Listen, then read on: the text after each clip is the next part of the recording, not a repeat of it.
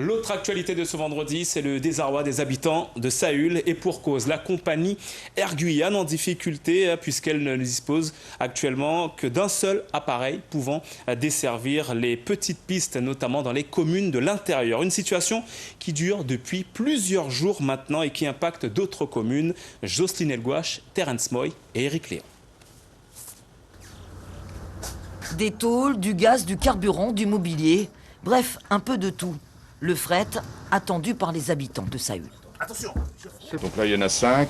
Celle-là, on peut laisser en 6. 2 fois par semaine, un avion cargo de la compagnie Air Guyane achemine des denrées et du matériel pour ravitailler les 90 habitants du village. Le vol dure un peu plus de 30 minutes. L'arrivée de l'avion cargo est toujours un moment très attendu dans la petite commune de Saül. Ici, tout arrive par l'avion. Les touristes, le courrier et le ravitaillement. Même le gaz est acheminé par avion et le prix d'une bouteille de gaz laisse perplexe. 100 € la bouteille de gaz, 4 € le litre d'essence. De nombreux habitants des communes isolées reprochent aussi à Air Guyane son manque de régularité. Le prix des matières premières, en particulier des carburants, est important, mais il n'y a pas que le prix. Il y a aussi la disponibilité. Air Guyane s'est engagé avec 4 avions dans une délégation de service public. Aujourd'hui, quand il y en a 2 qui tournent, c'est le maximum. Ce qui fait qu'on attend toutes nos marchandises, que ce soit de l'alimentaire ou que ce soit du carburant ou que ce soit des matières premières. On peut attendre ça pendant 3 semaines ou 1 mois. Cet avion est cloué au sol depuis 5 mois, panne de moteur. Les éléments doivent arriver depuis la République tchèque, où un autre avion de la compagnie est lui en maintenance, là encore, depuis plusieurs mois. Celui-ci est aussi à l'arrêt depuis quelques jours.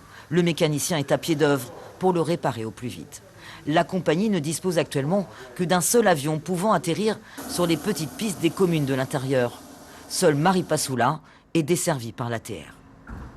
La semaine prochaine, cet avion que vous venez de voir sera à nouveau en service. L'ATR, lui, qui n'est pas appelé à rester là, va s'en aller.